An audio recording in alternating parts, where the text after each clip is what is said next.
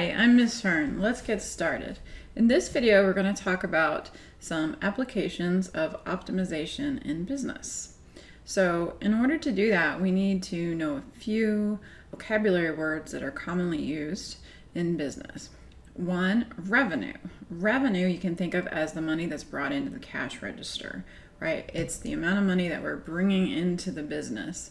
It's not the amount of money that the business owner gets to take home, because they have bills, and those bills are referred to as the costs, like rent, electricity, maybe materials to manufacture something. If you take the difference between the money that's brought in and the cost, that money that's left over, that's the profit. That's the amount that the business owner gets to take home. So we usually use a capital R to represent the revenue function. R of X, which would be the revenue for X units of whatever's being sold.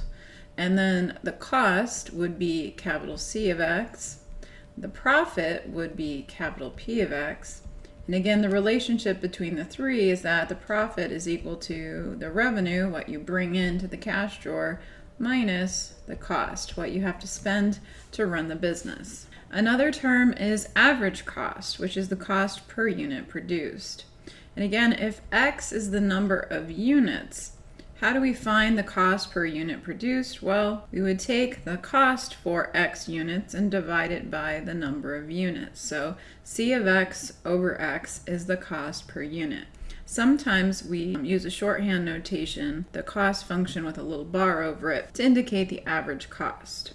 And then where calculus comes in and where we can do our optimization is with the term marginal. So marginal in business is going to directly relate to derivative of in calculus. Derivatives are rates of change, slopes. So for example, our prime of X is the rate of change of the revenue per unit produced. And so it's an estimate of the revenue brought in by that last unit, and we call that marginal revenue. So marginal revenue for our purposes in calculus is R prime of X, or the derivative of the revenue function with respect to X, the number of units produced.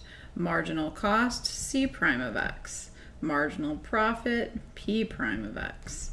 And marginal average cost is talking about the derivative of the average cost. So that's going to be the derivative with respect to the number of units of the function C of X over X. Or if you're using the shorthand notation, the derivative of C bar, the average cost function. So in the example we're going to look at here, we're going to say that suppose that C of X is equal to X cubed minus 20X squared plus 20,000X is the cost of manufacturing X items. Find a production level that will minimize the average cost of making X items. Okay, so they're giving us the cost function. X again is the number of items being manufactured, the number of units. And we're asked to find a production level, which is referring to the number of units produced. So we're looking for the value of X that will give us the minimum average cost. So we're looking for the minimum value of the function C of X over X. In other words, we're looking to, how do we find minimum values of functions? How do we optimize functions? We look at their derivative and we analyze their critical values. So we're going to be taking the derivative with respect to X of C of X over X.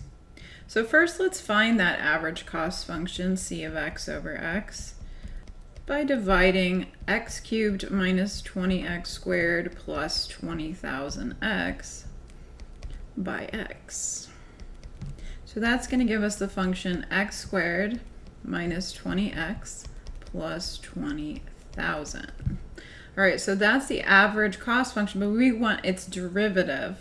So the derivative of C bar is going to be derivative of X squared is 2X, derivative of negative 20X is negative 20, derivative of 20,000 is just 0. So here we have our marginal, because we took a derivative, average cost function. And the reason why we need that again is because we're trying to minimize the average cost function. So we need the critical values of this function. Critical values means where the function's derivative is equal to 0 or undefined. This particular function is linear. It's a polynomial function. It's defined everywhere, so we don't need to check where it's undefined. So we just need to set it equal to 0 to find the critical values. So in this case, that would mean that 2x equals 20. Dividing by 2, that means x equals 10. So it's possible that this is a minimum or a maximum value, or neither. And how can we confirm what it is? Well, there are two possibilities. You could use the first derivative test for a local extrema, or you could use the second derivative test for local extrema. I'm going to show you both real quick. Okay, so with the first derivative test, what you want to do is create a sign chart for the function you're analyzing, which is usually f prime, but in this case, the function that we're analyzing is the derivative of the average function, so c bar prime. We have found the only place where that function can change sign. It can change sign when x is 10, when the function is equal to 0.